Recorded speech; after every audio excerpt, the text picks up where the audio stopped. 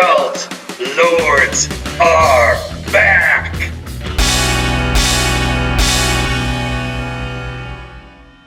Welcome back in, Cult Lords fans. Here to do another movie review. Dane? Yes. This movie review has left me a bit dazed and confused. Oh. Because it's not the normal type of movie that we review. This is a rockumentary, if you will. The rockumentary is Becoming Led Zeppelin. Mm-hmm. Oh, yes.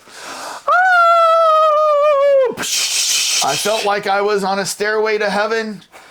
You shook me. All night long. Good times and bad times. Never gonna leave you, babe. But how many more times could we listen to Led Zeppelin? I just want to say thank you. And if you're going to California, say hello to everyone for and me. be careful when the levee breaks. Yes. You want to get out of that area. Yes. Yes, make sure that whatever you wear, it's in cashmere. You know, how many more can we drop here? I don't know. If there's glass on the ground, don't trample underfoot. I just feel it's time to ramble on and move on to the to this review. Now, if you're new to our channel, Is that a black dog? thank you for stopping by. We want to thank you for tuning in. We would love you to subscribe, Please. and like this video. And give us some comments. We want to know how bad we are. Yeah, no, tell us what you thought if you went and saw this. What did you think of this this movie, Becoming Led Zeppelin? Tell us your favorite parts. Tell us what you didn't like, and yeah, would love to hear from you. Now, is there spoilers that I should give a spoiler alert? If you haven't learned about who Led Zeppelin is and their history, is there anything we can spoiling? If any 12-year-olds watching this, this is a huge band. Yeah. Uh-oh, you might find out. But I guess if you want to see the movie first. Top band in 1970 in the entire world. Yeah. And some say the greatest rock band of all time, the greatest band of all time. The first heavy metal band of all time. Some would say that. Yeah. Although they don't want to be called that. But yeah. At least Robert doesn't. All right. Well, let us know if you don't want this spoiled for you. We'll give this little spoiler alert. I mean, I don't know. Spoiler! It's Dana's favorite band of all time. Yeah. Yep. All right. So Dane. Yes. Before we share our ratings, what do you think the Rotten Tomatoes has given us? What do you think? What do you think the zeitgeist has thought of this movie? Which is funny because I would not think that this would fall into that territory. You know, like the whole we were talking about this earlier, and I wasn't prepared to do a full review because I didn't think, this is a documentary, but it is out there. Right. So Rotten Tomatoes. What do you think the critics gave this? Well, knowing who the director is and what he's done previously, I'm going to say a 9.4. So a 9.4. Now you do realize the critics hate this band in the 70s. Right? Yes. Okay. Those are all the Rolling Stones. All right. critics. And then what do you think the fans gave this? I'm going to say an 8.6. An 86. All right. Well, Dane, the critics did give this an 82%. Damn it. And the fans gave it a 95%. Really? It went the other way. All right. I kind of thought okay. Yeah. So, but of course, Led Zeppelin doesn't really care about that. They've been waiting to see what we thought. That's right. What the Cult Lords thought. So. A hardcore fan and a pretty hardcore fan. You like I wouldn't say hardcore. I'd say a very big fan, though. Very big fan. Small core. Small core. Softcore. Softcore.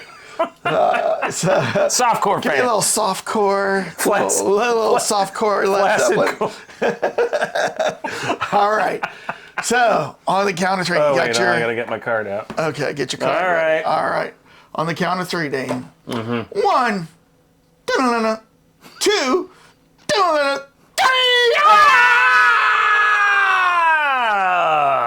Needed more. Oh my God. We did exactly that. I am higher than you on this? Yeah. Needed more lemon, 8.7. Needed more lemon. I said needed more lemon. Oh, I thought you said lemonade. Oh. Yardbirds 2.0, 9.4. Oh my God. I guess we could see critic, fan. Oh yeah, definitely. Almost weirdly very close. Yeah. Uno, dos, trois. Oh my I God. missed your head. Just cut I a little off the cannot top. believe you didn't like this as much as I did. I was expecting more. Well, so if there's anything that doesn't raise my score is because they really only feature the first 2 albums. I know, and I have my original first 2 albums right here. Okay. Look at that. What does it say? $5.99. Flip side. This is an original Led Zeppelin. Flip side. This is Led Zeppelin 1. Yep. You get 4 for $20 back in, this was in like 1982 or something like that. Yeah. And then the other one, which, Led Zeppelin 2. Yep. Which also opens up. Nice. My original albums from growing up. So this documentary featured, basically the history of Led Zeppelin before they were a band, who their influences were, which, by the way, that was like one of my favorite parts. They kept showing like, they would show like Little Richard.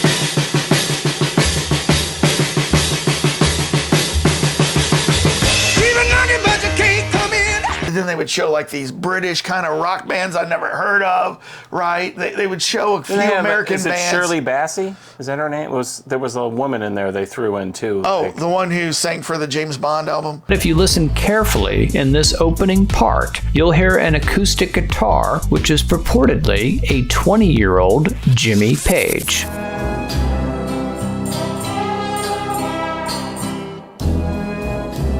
He was a session player, and somebody asked him, hey, we're cutting a James Bond album. Can you come in and play? So he went and played with her, and he got to, witness her and stuff like that. So it wasn't really like she was an influence of the band, right? Or anything. Okay. It was just that he got a chance to work with her. So this would have been like, this was what, for like Goldfinger? Yeah, It was that like one, right? That was like 64. No, I think it was 65. Because the first one's 62. Okay. So I think Goldfinger's number 2. Okay. Thunderball, then I think Goldfinger, if I remember my James Bondism. Where's my kid when I need him? I don't know. But yeah, so that's cool. I mean, and that's the amazing thing. A lot of like these bands that they have this longevity that goes back into the 50s. That Right. They just kind of like learn from different things and absorbed, and then they explode on the scene in 68. But it was interesting to see some of their the bands that influenced them, and then you listen to them and you're like, wow, these guys were playing some pretty hard guitar even before Led Zeppelin was formed. Right. And it was like, I wouldn't call it like heavy metal or anything like that, but it's like hard garage kind of rock that you're listening to. And I think a lot of times it's bits and pieces, like they pulled from a lot of different people and then they then formed like songs that capitalized on all these hard sounds that you're going on. But it was in a much more larger scale, Right. Like Jimmy's very smart, where he took like a guitar riff and he turned it into an entire song. Well, and like, they didn't talk about it in this documentary, and I think probably because it's already been shared, but I have another Blu-ray documentary called It Might Get Loud. Has Jimmy Page, The Edge from U2, Jack White from the White Stripes, and they sit down, they talk about guitar influences, and Jimmy Page in that show says that the guitar riff that changed him the most was the guitar riff from Link Ray.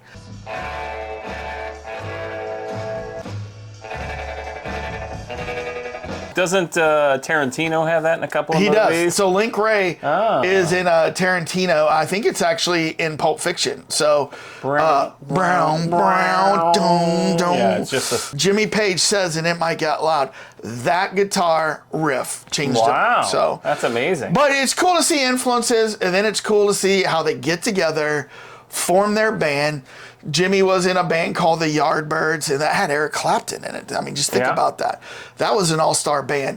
But when that band fell apart and they were going to get together, they were going to still call themselves the Yardbirds. I know. Well, they had some contractual obligations. Yes. They had because I think Jimmy said, all right, I'll just do it as the Yardbirds, and the rest of them just said, okay, we're out. And so then he's like, okay, I got this new band. They actually recorded as the Yardbirds, but before the record came out, they changed it to Led Zeppelin. Oh. Because remember they even played. I need to see this again. You do. They even played as the Yardbirds in a couple of like clubs and stuff. Because I read Hammer of the Gods, and they had said in that they had to, he had obligations contractually that they had to do that. Yeah. But then he knew that was done after this. Like he had 2 more or 3 more or something like that. So but that's why. Yeah, but I agree with you. Yeah, I mean that's. But you know what I learned about Led Zeppelin is how it was so weird how things were done back then. But for some reason, they went to the United States to tour first. They toured the United States. Their first album comes out while they're in the United States, and they're touring the United States. Then they come back to the UK, start working on the second album. Don't really a lot of the public in the UK don't know who they are. I know, right? Because they were huge in the US. They were huge then they go back to the US, tour the US again, right? Before they ever come back and tour the UK.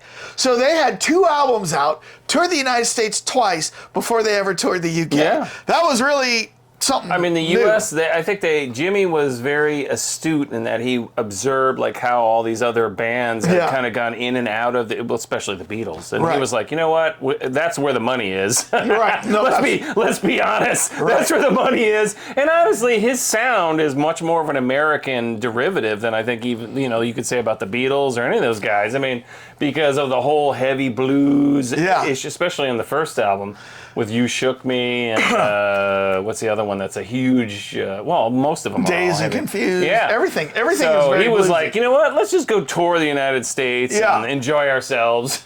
And so what was funny was, so they were kind of big in the United States, and they played at these festivals, and they would play with some interesting people. They were playing with Velvet Underground, they played with the Kinks, but then they would play at these blues festivals where it would be B.B. King was there, Howlin' Wolf was there. Right. And then remember they kept showing posters going up, and I was looking, who are they playing with? Who are they playing? And I saw one, they played with the Doors. I was like, I would love to see how those two came together. These are lost to posterity. Oh, I know. No one filmed them. I don't think anybody filmed these. And to your point, so I'm from Massachusetts, and my mom went to a college in Newport. Right. So the Newport Jazz Festival, they played at that. I'm like, really? They played at a couple of jazz festivals. I know, and I was like, wow, those are pretty, I guess you could say, for lack of a better word, liberal jazz. Yeah. They're not really considered jazz, although I guess you could. They're hard rock blues. Yeah. And so I was like, I would have loved to have been on the lawn at that concert. Well, I wonder if the reaction they got. Well, obviously, people in the United States loved them, and that's why they kept touring. Right. But at first, with some of these mixed concerts, I wonder how people took them. It was so funny when they finally come after 2 albums. They come to play in the UK, and they go to a famous nightclub where they're going to film it. And everybody in the audience is like this, you know what I mean? And they're holding their ears, it's too loud. People are yawning, people looking away. People are there's girls doing this, this sucks, you know what I mean? And remember, we were laughing so hard in the theater, at the reaction of the crowd, right? Yeah, I agree with you. Because there's another famous one, which I highly recommend if you guys haven't looked it up on YouTube, but it's Led Zeppelin in the early concert in, they're in the Netherlands or something. Oh, Rosie, oh, yeah. And there's just them up in a very small stage surrounded by a bunch of Netherland teenagers sitting in on the floor. And they're jamming. And they're so in sync. And everyone's just Okay, yeah. It's, they're playing da da da da da da da, and then people are like, okay. Yeah. I mean, they don't know how to react to it. I know. I'm like, what happened, people? It was so funny to watch that part. And then, you know what? I was talking to our friend Ken Zawacki of the Virgineers, who actually wrote our song and plays our song, our theme song. The cultlords. He's a big Led Zeppelin fan too, but he was telling me stories about their manager. Remember the huge guy. The huge Grant, guy. What's his name? Crap, I can't think of his name. Peter or something like that. Peter Grant? Peter Grant, maybe. Something like something like he's that. Gigantic. He's gigantic. And he has the Fu Manchu kind of thing. But apparently, he loved gangster movies. Oh, yeah. He would dress gangster, and he would physically rough people up, like at clubs and stuff, like trying to get them through or whatever, or he would threaten people, and you know what I mean? And the song remains the same. Yeah. There's a whole sequence with him dressed as a gangster with the classic fedora and the pinstripe and the white tie, and and it shows up with Tommy guns and everything. So he was a big gangster and then mafia guy. So, but that's about the time that. I think Jimmy was very astute with him in the sense that he realized that guy was a bruiser. But he got things done. In hockey terms, he was a goon. Yeah, he was a goon. but he knew to direct him and use him as the front to if you don't like the way things are going here, talk to this guy. Yeah, exactly. Because he's not going to put up with your crap. Well, and what I thought was interesting is they went to the United States. They had already recorded their album. They brought in, I think it was Paramount or something like that they wanted to be with. And they brought him in, and they basically said, we already have our album. And I think they actually said, we are going to own our music. Yeah. Which was very rare at the time for a band to own their own tracks.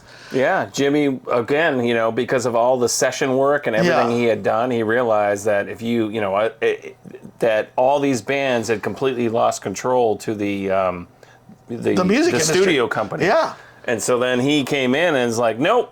Yep, nope. You either take it or you leave it, because I'm going over here if you don't like it. Yeah. Atlantic is what you're talking about. That's it. That's it. And so he's very smart. He's the one who started the whole thing. You own the music. I tell you what we're doing. Right. Of course, he's going to. I mean, there is an assumption that you're going to be bringing the money. Yes. But Jimmy was smart enough to realize. We own our masters. Yeah, he owns the masters, and he knew what he was doing. Right. I mean. So they were pioneers, at that time, I mean, you look at these guys in this back cover. They're hungry. Yeah. You look at the hunger in these guys. I mean, look at them. Yeah. Right? I mean, they're all like, we're here to dominate the American scene. You know what's so funny is, so I'm a Led Zeppelin fan. I listen to Led Zeppelin a lot. And since I saw this movie, which is now about a month ago, right? Maybe 6 weeks ago, I've been listening to Led Zeppelin nonstop. Oh. I went down to San Antonio to visit my daughter, and I'm like, all right, you're going to listen to some Led Zeppelin with me, and I'm going to share with you why Led Zeppelin is so great. So, she listens to country and stuff like that, but she listened to some Led Zeppelin. It's like, okay. But so I bet you this is off the cuff. We didn't script this, but if you were to name your top 5 Led Zeppelin songs, not in order, but your 5 favorite Led Zeppelin songs, I'd like to see how much it would differ from mine. Oh, I probably would. And I was about to ask your daughter if she likes country music. Introduce her to Led Zeppelin 3, because there's a lot folk kind of country in there. Okay. But, are we doing this? Yeah. We're doing what? The top 5? Your 5 favorite Led Zeppelin songs. Friends is my number 1. I know. I'm going that way. Which, by the way, we did a music exchange for. If you want to listen to us listening to Friends, here's Did we release that one? I think we did. Oh, okay. I think it was the very first one we did. I don't remember. No, it's the first one. No, that was Night Flight. That would have been number 2. All right. So Night Flight, that's right. If you want to listen to Night Flight. Night Flight is number 2. That was one of my second all-time favorite Led Zeppelin songs. It's on Physical Graffiti. Number 3 would be Ramble On. Okay. Number 4 would be crap. I can't think of the name of the song on what album? On Led Zeppelin 4. Going to California. Okay. And number 5 would be probably Whole Lotta Love. All right. Go. So one of yours made my top 5. Oh. That would be Ramble On. Ah, yes. All right. New to my top 5 after watching this documentary, this pops in, would be... is this on 1? How Many More Times? Oh, yeah. On 1. That is the last song. I love that song. And you know what? I've listened to that song so many. But then what I love is during the guitar solo, there's kind of like a bridge or whatever. Mm-hmm. Then there's a long period before he kind of comes back with the guitars, but he's like just experimenting with guitar sounds, like, through it. Oh, yeah. And it's so good. So That's the Danish thing. That's the song they play. yeah, okay. Look that up. So how many more times would be in two Number of the one. 5? No, it's not number one. It's in the. But it's 2 in the Okay. top 5. Thank You is in my top 5. 2. Yeah. Love that song. I know you don't like this one as much as I do, but hey, hey, what can I do? Or what can I say? Or what is it? Hey, hey, what can I say? Hey, hey, what can I do? Hey, hey, what can I do? Are you gonna? That's So go So ahead. I love that one. I want to hear what you say about that. What about- album is it on? That is on the street one or whatever. He's been tested. No, it's not like 1, 2, 3, or 4. It's the one where like it has like a building with faces in it, right?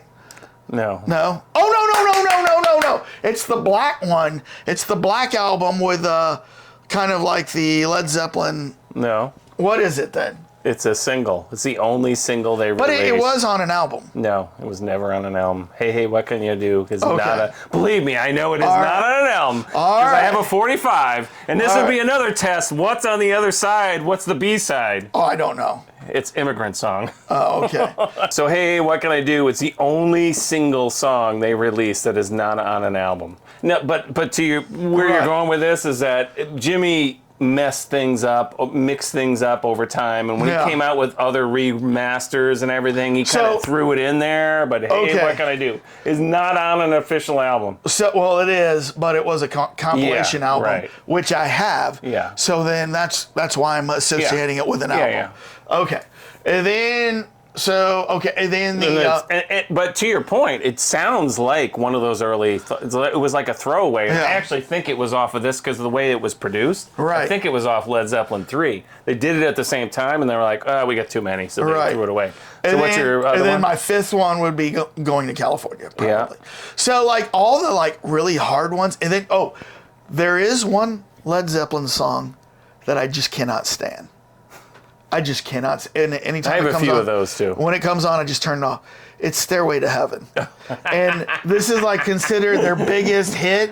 Like every guitar player wants to play Stairway to Heaven, but I am so bored with that song. I know. I think it's one of those, like, because it's gotten played so much. But Yeah. I will say, I still get almost like the weird heebie-jeebies when it ends in the crescendo, where they're like it all of a sudden transitions into that final, Yeah. like full-on stanza.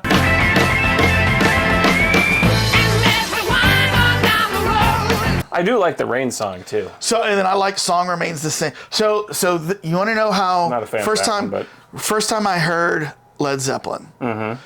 Like I'm in high school, freshman, sophomore, junior year. I don't think I've heard Led Zeppelin. Maybe I've heard some songs, like on the radio, but Yeah. like I don't equate them. Oh, that's Led Zeppelin. I don't know that Right. yet. I'm in the 80s. I'm living with George Michael, Michael Jackson, Def Leppard, Van Halen, that kind of stuff at that time. So my senior year, in the small town that I grew up in, Missouri, there was a small town photographer that everybody went and got their senior pictures taken with him. And it wasn't just, sit down with your suit on, take a senior picture. It was like a whole array. Like you were supposed to bring like 7 outfits and then wow. he would take all these like really cool conceptual pictures for the 80s. It was amazing. And then he goes, do you have any choice of music like while I'm shooting you today? Because it was like a 3-hour session. I swear to God. God, Taking that's pictures. amazing. Yeah, and like everybody in my hometown, they know who it is. It's Mark Stevens Photography. But I think he's retired now, but he did everybody's senior pictures in that town up to like a few years ago. But anyways, he had a huge studio and he would have all these different things. I can show you, like, I have a book of senior pictures, all these poses and stuff. You're gonna have to pull them out sometime. But yeah. he said, do you prefer any music for me to play? And I go, no. He goes, you mind if I choose? And he put on Led Zeppelin, Houses of the Holy. Oh, wow. And played the whole album. And I'd never heard this music. But it pumps you up. Like the whole album was pumped up. Yeah. We were like taking pictures, doing all these things. He's taking pictures. He's like, yeah, baby, yeah. He's like, give it to me, baby. Yeah. Yes, Yes, yes. No, no, no. Nothing can end. I'm spent. You're like, So it's all to like Led Zeppelin, Houses of the Holy. So whenever I play Led Zeppelin, Houses of the Holy, you think of that? it is Your like a special memory of my senior year. Your in high naked school. photo sessions? No naked photos. No naked photos. This sounds very creepy now. You know, it sounds creepy now, but like everybody in our high school went to this guy, and they all have like big photo albums of all their senior pictures too. Well, you know, and the funny thing about this band is that I always associated them because I mean, you know, we're more. I started getting into this band in it was probably 8th grade, into high school kind of thing. So that would have been for me like 82ish into like whatever. But I mean, it amazes me because that they were started in '68, and then and I associated their albums with more later in the '70s. Yeah. But they were like 68, 69, 70, 71. I mean, Led Zeppelin 4 was 71. Yeah, I know. I know. And so it's almost like amazing that they were so early because their music doesn't sound like that. But in high school, because you were talking about that, I mean, I have very vivid memories of Houses of the Holy because the girl I was dating at the time, and we were listening to that album all the time. Because no one bought... And he put, and by the way, he put the album up on like a mantle. Did he play the Rain And I'm song? like looking at it from a distance. I'm like, are those naked kids like on the thing? You know what I mean? But yeah, so like the Rain song, but it was one of the like the later albums that I bought. It wasn't like the initial ones for some, you know, you always, of course, everyone, well, no, I don't think I bought Led Zeppelin 4 first. I think I got Led Zeppelin 2 first. So I'm going to give a shout out to a buddy of mine from high school that I just talked about, Jason Tews. I just saw him the other day. He totally reminded me of a lot of fun in high school and grade school. And that, of course, brings up Led Zeppelin. So, and you know what? I just, within a couple weeks ago, because I saw Becoming Led Zeppelin, I decided to watch Dazed and Confused all over again. And you know what? You're a little bit older than me, but I was born in '70, but I can remember the mid '70s as like a 5, 6-year-old, 7-year-old, you know what I mean? And Dazed and Confused, man, I remember people just like that. You know what I mean? It's like older siblings of people, right? Yeah, because I went to like a school in like 75, 76, 77 that was on one campus, like had one building that was the elementary, one building that was the junior high, and one building that was the high school. It was a private Christian school. But I remember guys with that hair, with the Hawaiian beads, with the hush puppy shoes and the bell bottoms. You know what I mean? Now with the butt smacker. Oh, there was none of that. No. But like, I mean, just, you know, what you saw like Matthew McConaughey wearing and the other guys wearing. I just remember guys just like that. Just like that. That's what I love about these high school girls, man. I get older, they stay the same age. Yeah, I do too a little bit, but same thing, but Catholic high school, grade school, and it wasn't that bad, but yeah, I have friends around the neighborhood had older siblings and stuff, and so they would, I had friends, I remember friends that would wear full length to the knee moccasins with like fringe, like leather fringe. Do you remember that? I never saw that around. Oh, that was more on TV. So I was in California at the time, in the Bay Area. Oh, okay, I lived in San Jose at the time. So, nice. So you know what? I love this movie. Since I've watched it, I've been on a Led Zeppelin tear. Listening to Led Zeppelin. That's okay. We didn't finish. A little bit of a thing about my criticism here is that I did love that they brought like John Bonham in to give like some of his speeches that never. Well, it looks like they recorded that in the '80s sometime. No, he died in '79. Oh, so then it would have been so these were like previous ones. But I thought that was cool at the way they had them commenting on different things, but they must have been like, okay, here's what he talked about, so let's do it. But I didn't like the fact that they didn't get them all together. Like they were all separated, and I was like, come on. I mean, you guys, I know there's a little bit of a dissension going on, and for whatever reason, it's like, really? You couldn't get together in the same room and just talk? Well, so that was my criticism here. Yeah, I mean, and you know, we got 3 of them, 3 out of the 4. Yeah. When we watched the Peter Jackson Beatles Apple show, and that was actually like what, a 3-episode arc, right? Right. And that was fascinating too. You know, really, you could only get 2 together with True. Paul and Ringo, but you know, that was a great. I think that success of that documentary, I bet you that set the standard for like, okay, Led Zeppelin needs one now, right? And like we walked out of the theater together, and I said, now we just need one on the Rolling Stones, right? We need a good documentary on the Rolling Stones, right? And I agree with you. I mean, and to your point, Bernard McMahon is the director of this, and so he actually came to Jimmy and the rest of them and presented them with like this leather-bound book about this is what I think a documentary should be. Right. And that actually is what Jimmy said, okay, you got it, let's do it. But now, do you think they're going to do a part 2? Because I actually do. And the reason why people are like, part 2, what are you talking about? Because they only went up to the first 2 albums. That's it. They only covered these 2 albums. And, you know, miss this and you miss that. You could probably do a trilogy of Led Zeppelin, kind of like 3 episodes of the Beatles. I agree. That Peter Jackson put out. And you could put out, this was becoming Led Zeppelin. You can say being Led Zeppelin with like 3 and 4. And then kind of the ending Led Zeppelin. You know, like the later years.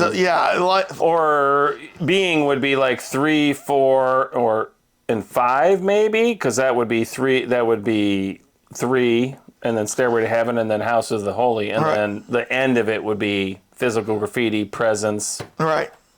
Coda and Song Remains the Same. Well, Song Remains the Same and Coda. Yep. So yeah, I hope that's what they're going to do, because this documentary dramatically ended on 2. There was no, like, you didn't even hint. And by the way, we went, I think in the first week that it opened, and we went to an AMC where you could eat, like, you know, IMAX. And it was, I would say it was about 70% full that night. And after every song they played, there was a group of people that would clap. Yes. And then this guy right here is like, yeah, man. This guy always wants to talk at movies, and I'm always like, shut up. You know, but because everybody else was talking, I was like, roll with it, Dave. Everybody's having fun at this movie. I would have loved to show up to the very first night. Unfortunately, a stupid company meeting that I couldn't do it, but I wanted to go to that opening night in Chicago because it was packed. Yeah. And all people in there would have been hardcore Led Zeppelin fans. There were a lot of hardcore Led Zeppelin fans, and it was funny. I was like looking around when they're playing the music, and there was a lot of head bopping going on all around as they're playing the music, and we were like, you know, I was like, you know, kind of doing some of the, you know, John Bonham drums on my little table in front of me, and then I even filmed like a little clip or 2. Oh, you know? did? Yeah, Are we going to show this? Yeah, we'll show it right here. I was like 7 years younger than anybody else, and they didn't have somebody in the old guard or the current guard who really knew all the influences and the points of reference that the young bands had. And then so there were a lot of Led Zeppelin fans in there, and they were yelling, and like when it was over, there was a big standing ovation. Yeah. It was a great experience. It was so fun. You had to see it at the theater. So yeah, and you can only right now, it's an IMAX. So my theory with Jimmy Page is going to be becoming Led Zeppelin in IMAX, and then he's not going to release it into streaming until the next one comes out. So it's going to stay out there for a while. We'll see. Actually, I would love, after seeing the Beatles, after seeing Led Zeppelin, I would love to see the Rolling Stones. I agree. I'd love to see the Doors. I would love to see documentaries like this on big bands or big acts. I saw the This Is It with Michael Jackson, and I really thought they left a lot on the table. There can be a better one. Yeah, we saw for Michael that Jackson. too in the theater. Yeah, with that final concert. It was just the final concert, you know. And so, I being a music lover, I would love to see this on a lot of major bands, you know. Yeah. So, yeah. Rolling Stones, I'm sure Mick has got it somewhere in his pocket. Like, I am going to definitely do that. Yep. But they have such an early start, and I'm not really a big early Rolling Stones. I'm more like the 69 through 75. Well, it's kind of like with the Beatles for me, like some of their early stuff. I want to hold your hand. No, I'm like, that's okay, but it's the later stuff. It's the mid to later stuff that really, you know. These bands learn. Yeah. Well, and so just to talk about that a little bit, Led Zeppelin, they immediately kicked off with a hardcore, in your face, we know what the F we're doing. Right. Kind of thing. Right. Well, Most bands did not do that. Right. Well, and you know what? Just to talk more about music documentaries, when my oldest daughter was visiting me back around Thanksgiving, one night we went on Netflix and the Elvis comeback special documentary was on. And it was just about the comeback special in like 68. And it was amazing. It was so good. It was so good. Is this the classic with the giant Elvis in the background? Yeah, so that's how it ended. But it started off with he's in the black leather suit and he's sitting on like in a circle with his friends, and all the women are screaming and whatever. And he's just, and it actually shows, like, a lot of times people didn't know how well Elvis could play guitar. It showed him getting down on some guitar riffs and blues, and it makes you think like, oh, Elvis could play guitar. You know what I mean? So it was really good. So, but let's wrap this up, Dane. I want to know what the Cult Lords fans Come thought. on, fans. Did you see this? Give us some comments. Yeah, we need give us some some Led comments. Zeppelin fans to drop us a couple of hooks in the bottom. Let's get to 10 comments on this about what you thought of the Led Zeppelin becoming Led Zeppelin. Tell us what you thought. Who's your favorite member? Oh, who's your favorite member?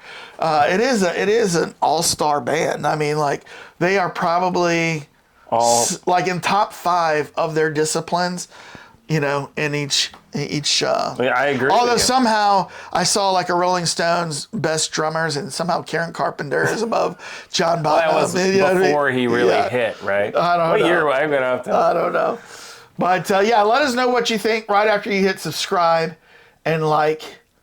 And Dane, it's time for you to ramble on. Oh, bow, bow, bow, Hey, got him! Got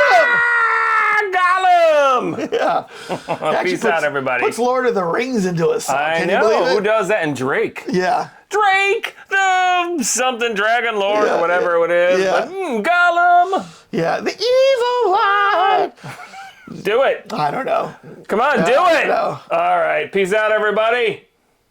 Go to California. With an aching in my heart.